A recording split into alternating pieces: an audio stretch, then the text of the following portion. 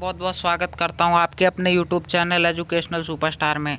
आज हम EMC की वर्कशीट करने वाले हैं। तो इस हफ्ते नई वर्कशीट आई है, वर्कशीट नंबर 2। इससे पहले आप वर्कशीट नंबर 1 कर चुके हैं। तो चलिए शुरू करते हैं।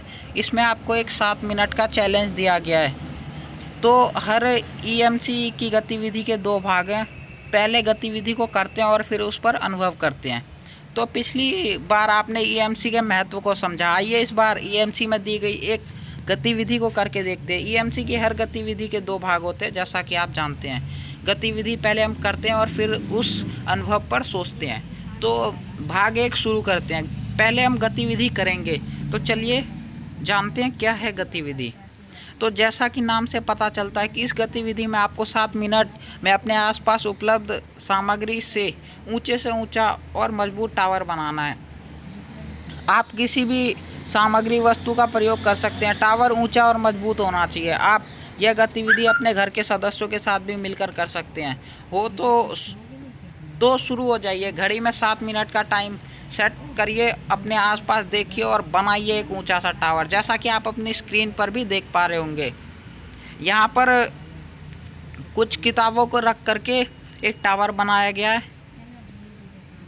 अब गतिविधि के भाग नंबर 2 पर आते हैं। तो अब हमने गतिविधि तो कर ली, अब उसके अनुभव पर सोचना है।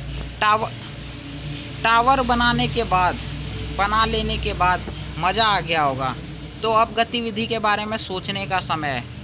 नीचे दिए गए बॉक्स में अपने टावर का चित्र बनाना है।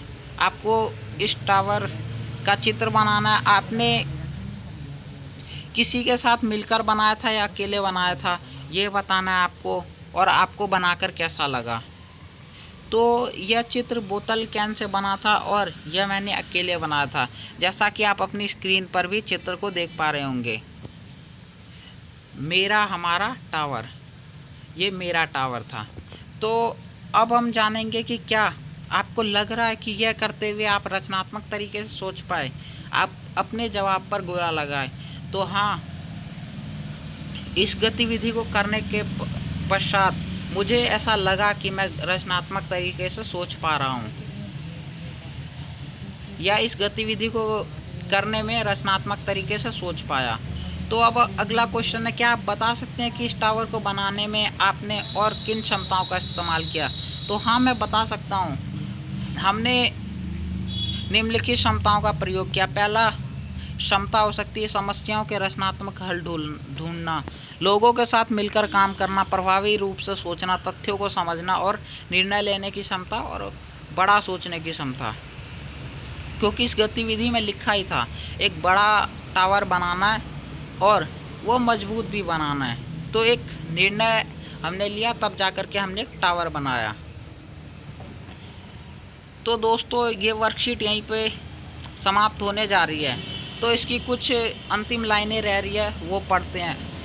तो खुद करके सीखे हुए कामों का अनुभव हमें अक्सर लंबे समय तक याद रहता है और उससे मिली सीख हमारे व्यवहार और कामों का हिस्सा बन जाती है। इसीलिए भविष्य की क्षमताएं सीखने के लिए उन्हें गतिविधियों द्वारा करके देखना और उनसे मिली सीख पर सोचना ज़रूरी है।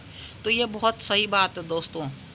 हम जो काम खुद से करके सीखते हैं उसका अनुभव बहुत लंबे समय तक याद रहता है।